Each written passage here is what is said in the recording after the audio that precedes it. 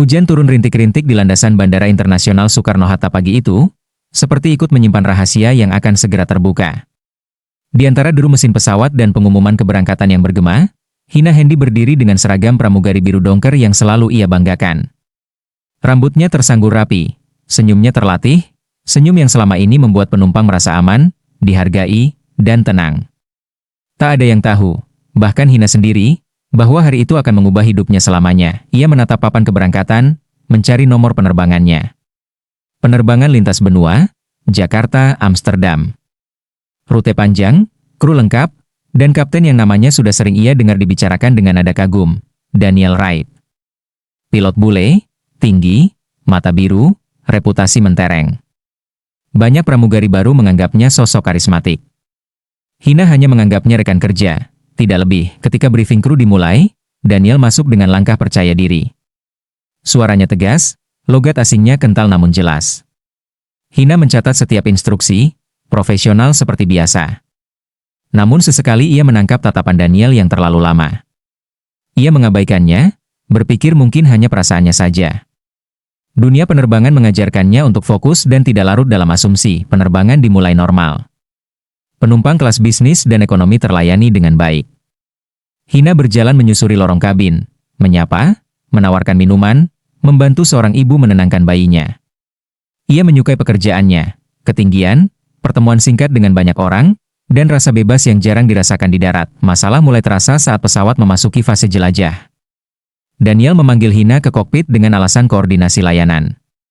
Ini bukan hal aneh, tapi ada nada lain dalam suaranya. Hina masuk, berdiri sopan di belakang kursi pilot. Daniel berbalik, tersenyum tipis. "Kamu orang Indonesia, ya?" tanyanya, seolah baru sadar. Hina mengangguk. "Iya, Kapten." "Kamu pintar dan tenang."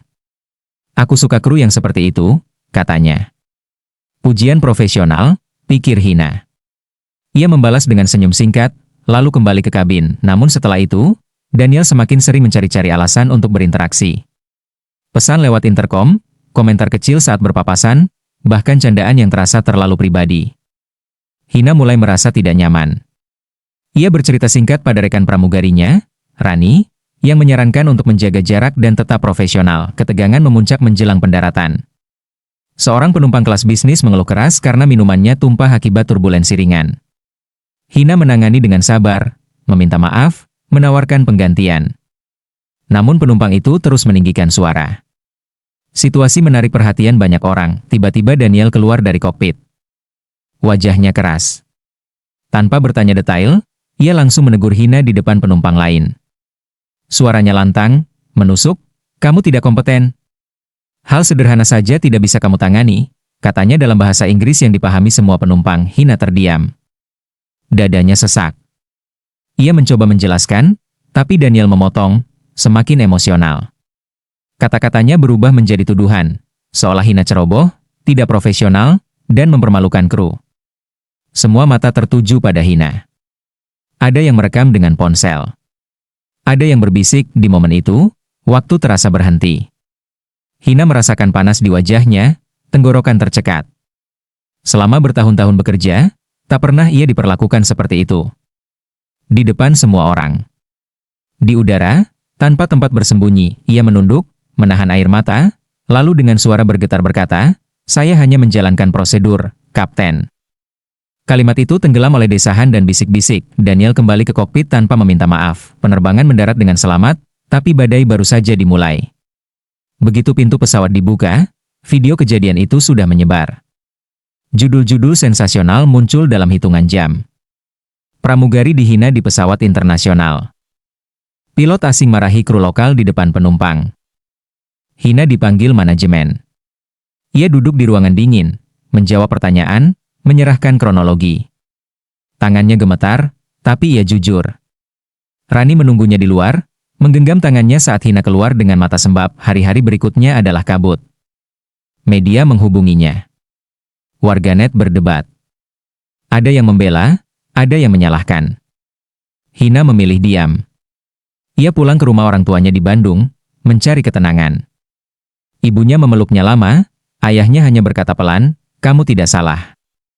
Sementara itu, di sisi lain dunia, Daniel mulai merasakan konsekuensi. Maskapai membuka investigasi.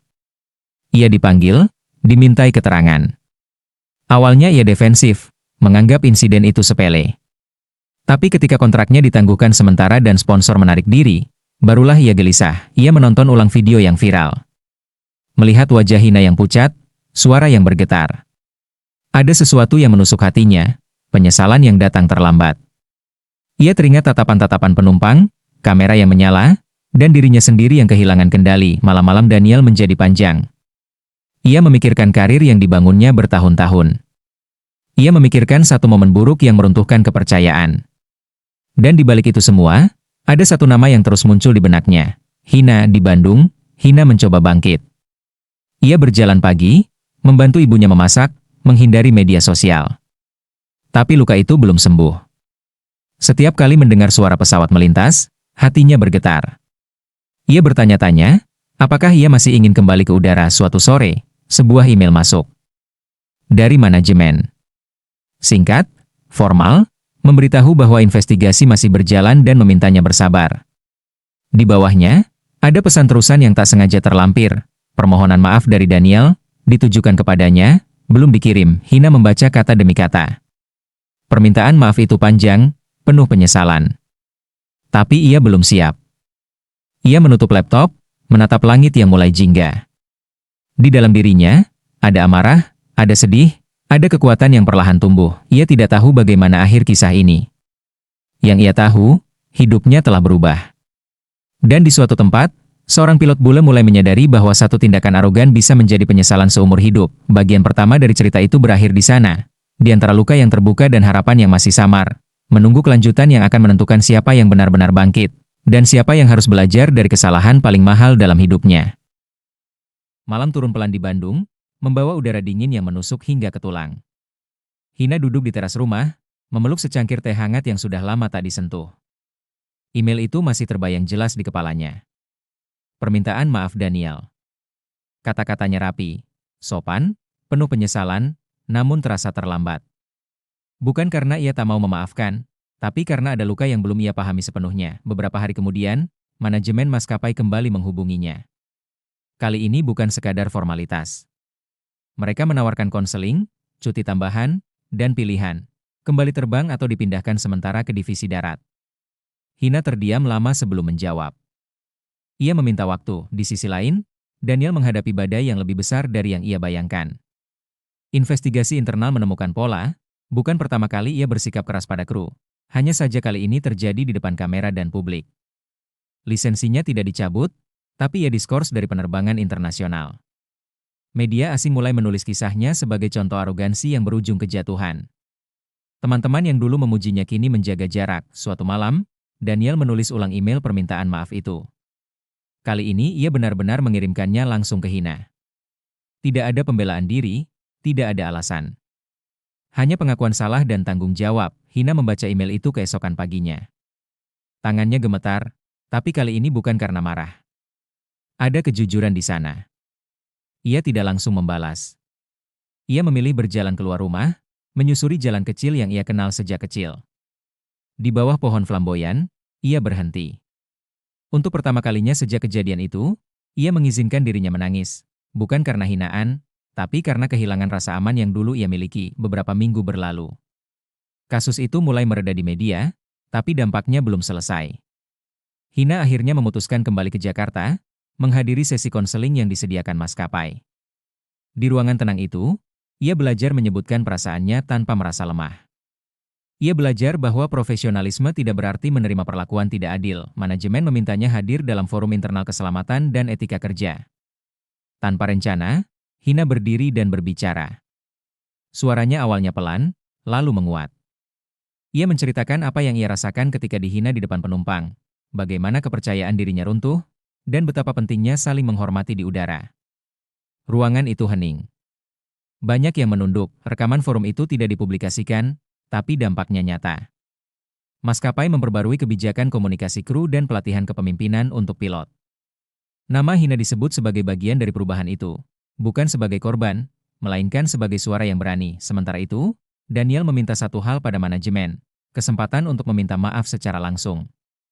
Bukan di depan kamera, bukan untuk citra, tapi sebagai manusia kepada manusia. Permintaan itu disampaikan ke Hina dengan hati-hati. Ia kembali meminta waktu. Pertemuan itu akhirnya terjadi di ruang kecil kantor maskapai. Tidak ada seragam, tidak ada pangkat. Hanya 2 kursi dan meja. Daniel datang lebih dulu, wajahnya berbeda, lebih tua, lebih lelah. Ketika Hina masuk, ia berdiri, menunduk. Aku tidak meminta pengampunan, katanya pelan.